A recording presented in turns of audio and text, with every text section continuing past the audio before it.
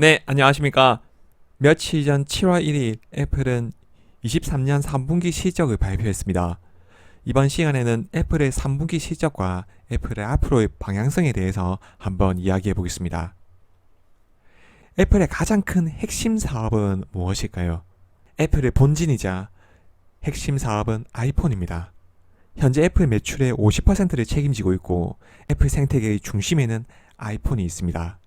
지금의 애플을 만든 것도 아이폰입니다. 하지만 휴대폰 시장은 성숙기에 다다른 사업입니다. 최근에는 새로운 혁신도 찾을 수 없어 교체 주기도 길어지고 있습니다. 앞으로 얼마나 큰 성장이 있을까요? 이 시장에서 애플이 어떻게 대처해 왔는지 하나씩 알아보겠습니다. 먼저 3분기 실적을 보면 실적 자체는 시장 컨센서스를 넘어섰습니다. 매출 818억 달러로 전년 대비 1% 감소했고 주당 순이익은 1.26달러로 전년 동기 대비 5% 증가했습니다. 애플의 실적이 시장 예상을 상회한 것은 앱스토어 등 서비스 부문 매출이 8% 증가했기 때문입니다. 하지만 분기 매출은 아이폰 판매 부진으로 3분기 연속 하락했습니다. 매출이 3분기 연속 하락한 것은 2016년 이후 처음 있는 일입니다.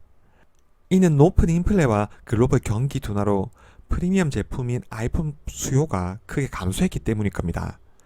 회사에서는 다음 분기 매출 가이던스도 이번 분기 매출 감소와 비슷한 수준으로 전년 대비 줄어들 것으로 예상했습니다. 애플이 시장의 기대에 미치지 못하는 실적을 발표하자 주가가 4.8% 급락했고 하루 새 시총이 1,600억 달러가 증발했습니다. 애플이 하루에 4.8%나 하락한 적이 언제였나 싶습니다. 그만큼 투자자들의 희망감이 컸다는 의미겠죠. 시총도 3조 달러가 붕괴됐습니다. 이 무엇보다 큰 타격은 아이폰 매출의 감소일 겁니다. 애플의 시총이 2조 달러를 넘어설 수 있었던 것은 매년 30%에서 40% 이익 성장을 했기 때문에 가능했습니다. 애플 실적의 최전선에는 아이폰이 있었죠. 아이폰은 애플 매출의 50%를 책임지는 핵심 사업입니다. 일반인이 봤을 때 큰 차이를 못 느끼는 아이폰에서 매년 출시되는 새로운 모델에 사람들은 열광했습니다.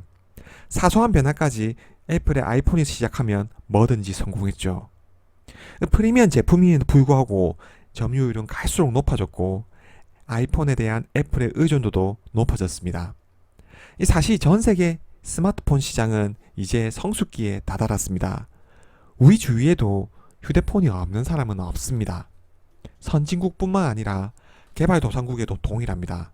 대부분의 휴대폰 제조사들이 성숙기에 다다른 스마트폰 시장에서 이익률이 정체되어 있을 때 애플은 새로운 성장 동력을 지속적으로 확보해가며 시장 파일을 넓혀갔습니다. 먼저 프리미엄 제품에 대한 수요가 증가했기 때문이죠. 아이폰은 과거부터 매년 새로운 모델을 출시하며 가격을 올려왔습니다. 물론 새로운 기능과 더 개선된 하드웨어를 탑재함으로써 가격 인상을 합리화했지만 이를 통해 매출 증대와 동시에 이익률을 끌어올릴 수 있었습니다. 무엇보다 스마트폰 시장에서 고가의 프리미엄 모델에서 아이폰에 맞설 수 있는 경쟁사가 없었기 때문이죠. 애플이 좋은 부품을 쓰니까 제품은 좋을 수밖에 없습니다. 하지만 이 제품을 고가에 팔 수 있는 브랜드 파워와 소비자 신뢰도를 가지고 있다 보니 타사의 휴대폰과 확실한 제품 차별화를 가져올 수 있었습니다. 전 세계 휴대폰이 포화 상태에 이른 시점에 애플은 프리미엄 제품에 대한 집중과 시장 확장을 통해 매출 증대와 동시에 이익 증대에 성공할 수 있었습니다. 이제 아이폰 상위 모델인 프로맥스의 경우에는 170만 원이 넘어갑니다. 이번 9월에 출시된 아이폰 15 모델에서는 200만 원이 넘어갈 수도 있습니다. 단위 제품당 판매 대수는 큰 변화가 없더라도 프리미엄 제품을 통해 판매 가격을 올릴 수 있다면 매출액을 높게 가져갈 수 있을 겁니다. 그리고 높은 가격은 더 많은 이익률을 가져갈 수 있는 전략이겠죠. 이렇게 스마트폰이 갈수록 성숙기에 접어든 시장에서도 지속적으로 애플은 성장성을 유지할 수 있었습니다.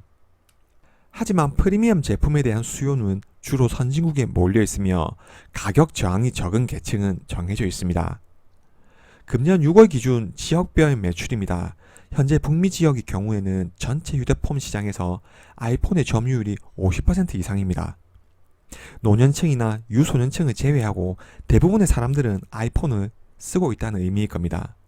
전 세계로 보더라도 소득계층이 높은 미국, 유럽, 일본을 합치면 애플 전체 매출의 74%를 차지합니다. 이 사실상 소득계층이 높은 지역에서는 애플의 아이폰 매출을 늘리기 쉽지 않다는 걸 보여주죠. 뿐만 아니라 매년 바뀌는 모델마다 일반인들이 사용하기에 특별한 차별화가 사실상 없습니다. 그러다 보니 교체 주기도 갈수록 길어지고 있죠.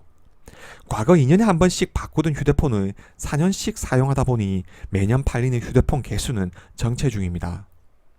따라서 현재 애플에게 중국 시장과 인도 시장이 가장 중요합니다.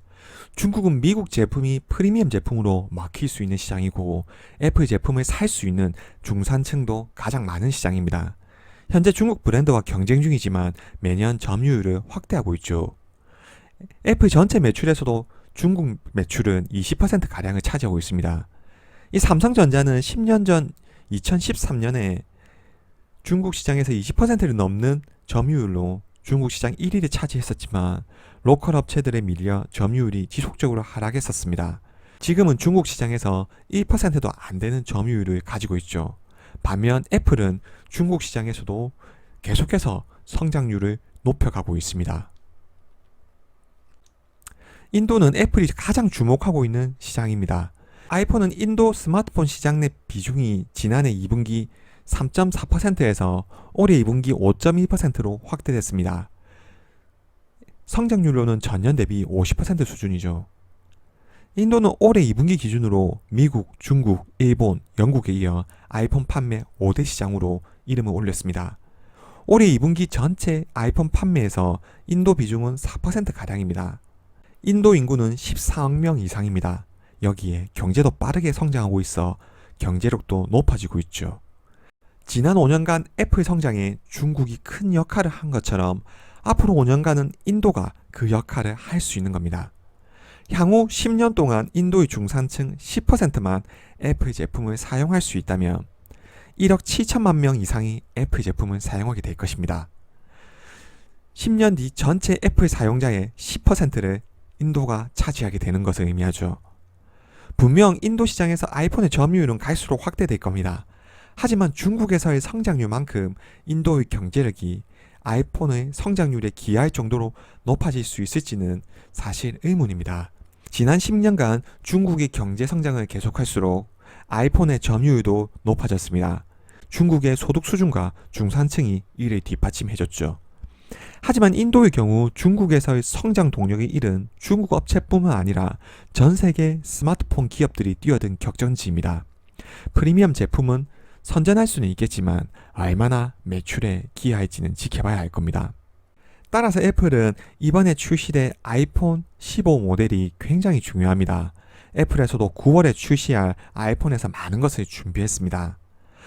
하드웨어를 충분히 업그레이드 할 거고 무엇보다 중요한 건 앞으로 출시될 비전 프로와의 연동을 위한 준비를 해 나갈 겁니다. 새로운 기능을 탑재해서 앞으로 비전 프로와의 효과적인 연동을 할 수 있도록 업그레이드를 할 겁니다.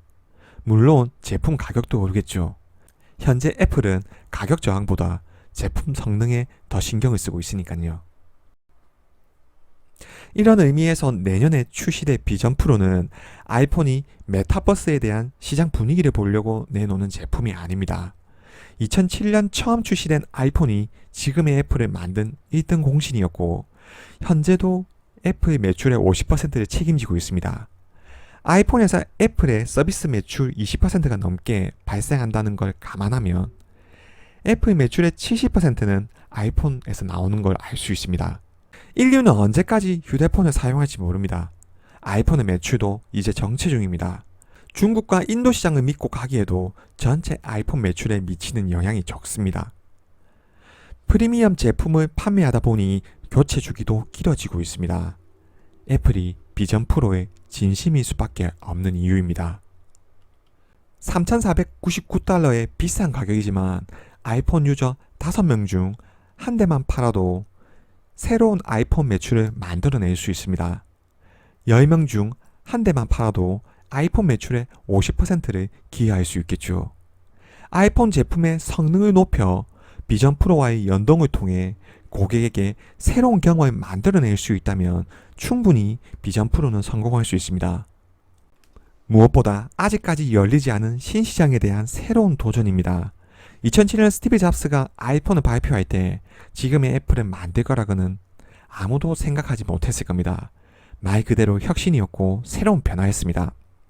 비전 프로가 기존에 있었던 기술을 구현한 것에 불과하다는 의견도 있습니다. 하지만 제 생각에 애플 생태계와의 원활한 연동을 통해 새로운 경험을 가져오는 새로운 하드웨어가 될 거라고 생각합니다. 그리고 애플의 프리미엄 제품에 대한 또 다른 핵심 사업이 될 겁니다. 먼저 9월에 나오는 아이폰 새로운 모델이 비전 프로 출시 전 애플의 본진을 얼마나 잘 방어할 수 있을지가 중요하겠죠. 이번 영상은 여기까지입니다. 시청해주셔서 감사합니다.